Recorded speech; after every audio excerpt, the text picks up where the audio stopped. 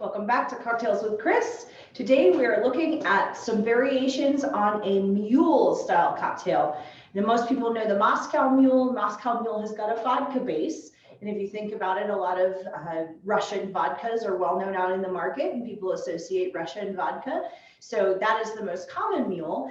I'm going to make a mule using Tito's, which is a product that was founded in Austin, Texas, very well marketed as a gluten-free vodka. And a lot of people really enjoy this because it's a nice neutral style vodka. It goes very well in mixed drinks and it's absolutely delicious and refreshing. So I'm going to use the Tito's vodka as my vodka base in my mule. And a mule also consists of lime juice and ginger beer. Some people also like to add a little bit of simple syrup or some sort of sweetener to keep it sweet, but I'm a purist. I like the punch of the citrus and the spice of the ginger beer and then just the spirit itself. Today I am using a Q ginger beer. This is a nice bright clean ginger beer. It does have a good spice component to it, but Gosling's is also a really nice ginger beer to use. Fever Tree makes a ginger beer. There's Bundaberg out there. So really you can pick the ginger beer that you like the most in your cocktail if you like it to be more citrusy or more spicy, and use whatever your preference is. Today, I am going to also make a variation on the mule. You can really add any base spirit to the mule and change it up. You can do a bourbon whiskey or rye. You can use gin in a mule. You can use flavored spirits. And I'm going to do one of the mules that we have on our current cocktail menu that we call the Harvest Mule.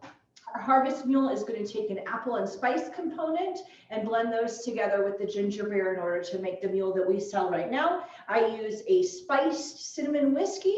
And you can also use something other than the cinnamon whiskey. You can use Breckenridge spice whiskey or something that's got a ginger base to it as well. And then in this particular drink, I use Copper and King's apple brandy. Copper goes back to the pot still that this brandy is produced in. It's a beautiful American product made from apples instead of grapes for the brandy. And it just adds a little bit of depth of flavor to our mule.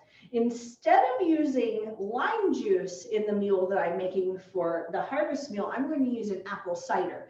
Apples offer their own acid component, and then it also picks up a little bit of the sweetness. So if someone were inclined to add that simple syrup or another sweetener, the apple cider covers that component and then adds just a little bit more spice to the mule itself.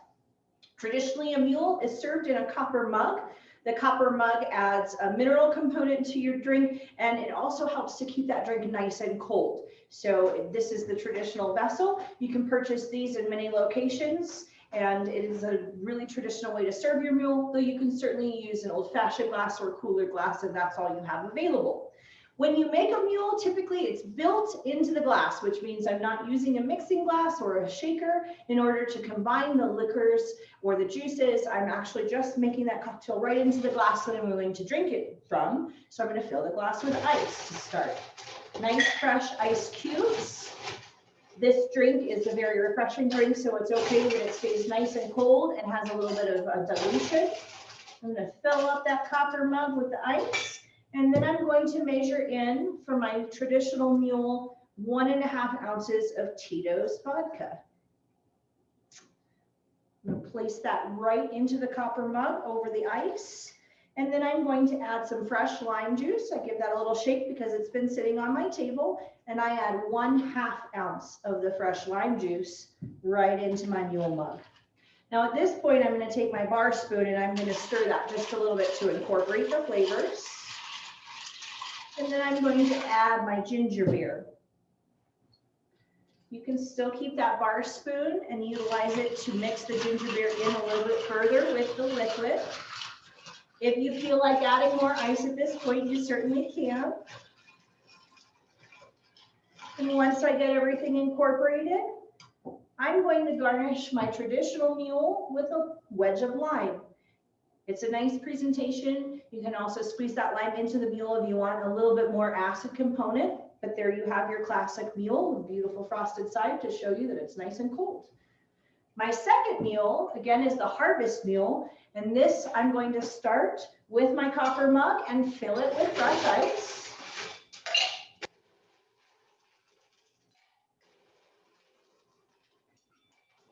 Once I get that ice into the mug, I'm going to measure 1 ounce of my spiced whiskey. I'm going to split the liquor component between the two. So it's going to be a little stronger than our vodka mule was. But 1 ounce of that spiced whiskey. And then I'm going to use 1 ounce of my apple brandy. This is going to add a nice aged flavor and just a little bit more depth, while that cinnamon whiskey has a little bit of sweetness to it and a really nice strong cinnamon component that'll blend well with the apple and with the ginger. Once I get those 2 items in, I'm going to use 2 ounces of a spiced apple cider. Add that right to my mug. So this is going to be a little bit juicier as opposed to as strong on the ginger beer, but it's going to have a stronger alcohol component in that first meal. So I mix all those liquids up, and then if I'd like to, I can add more ice at this point. I'm going to pour in my ginger beer. And I'm going to keep on mixing just to get all of those flavors to blend together. And I'm going to garnish by laying a cinnamon stick right on top. That's going to add a nice aromatic component and it looks nice. So there you have a Harvest Mule, and enjoy.